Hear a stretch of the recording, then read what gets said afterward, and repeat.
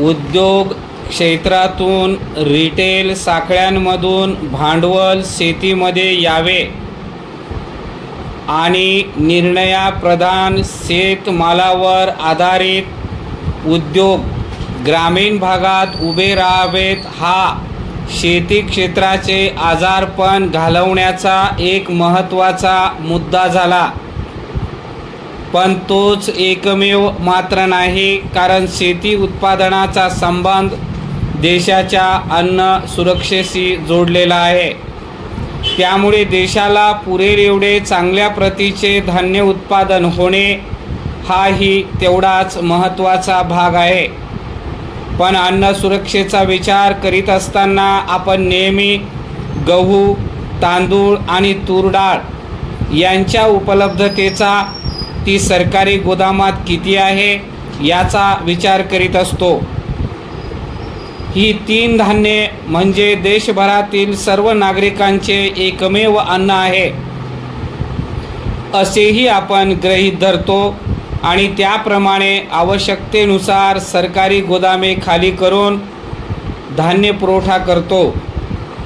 संपूर्ण देशामध्ये राज्यातच नव्हे तर जिल्हा परत्वे खाण्यापिण्याच्या सवयी आणि आवश्यकता वेगळ्या आहेत. तेथील विशिष्ट हवामानानुसार वेगळे अन्न घटक त्यांना हवे आहेत याचा विचार आपण करत नाही. त्यामुळे देशभर असलेले अन्नधान्याचे, फळे व भाज्यांचे वैविध्य आपण नष्ट करीत आहोत आणि मोजक्या चार धान्यांवर सर्वांनी जगले पाहिजे अशी अनैसर्गिक सक्ती नकळतपणे केली जात आहे. हे लगेच थांबले पाहिजे. परिच्छेद आज सर्वत्र चालू असलेल्या जागतिकीकरणाचा कोणताही लाभ ग्रामीण भागास होत नाही अशी ही एक चर्चा सर्वत्र ऐकू येते. घडणाऱ्या घटनांकडे सहज पाहिले तर हे सर्व खरे आहे असे वाटायला लागते. त्यामुळे लोक अधिकच गोंधळून जातात. विकसित देश, विकसनशील देश ही जगभर होणारी विभागणी आपल्या लोकसंख्येपैकी किती टक्के लोक शेतीवर अवलंबून आहेत आणि किती टक्के लोक उद्योग व्यवसायात आहेत या आधारावर केली जाते.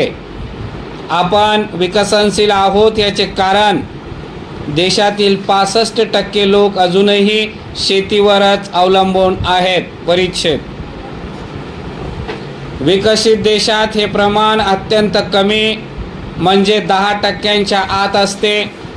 जास्तीत जास्त लोकांना उद्योग व्यवसायात रोजगार उपलब्ध झाल्याने त्या देशात लहान तुकड्यांची शेती आता राहिलेली नाही.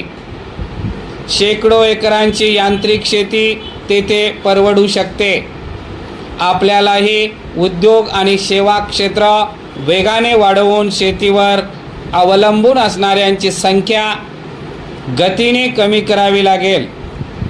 मग शेतीकडे छोट्या तुकड्यांमध्ये आणि तोट्यात चालणाऱ्या शेतीत अडकून न राहता अधिक पैसे देणाऱ्या रोजगाराकडे वळेल. पण आपल्या जमिनीवर जीवापाड प्रेम करणारा शेतकरी अचानकपणे बदलेल अशी शक्यता अजिबात नाही.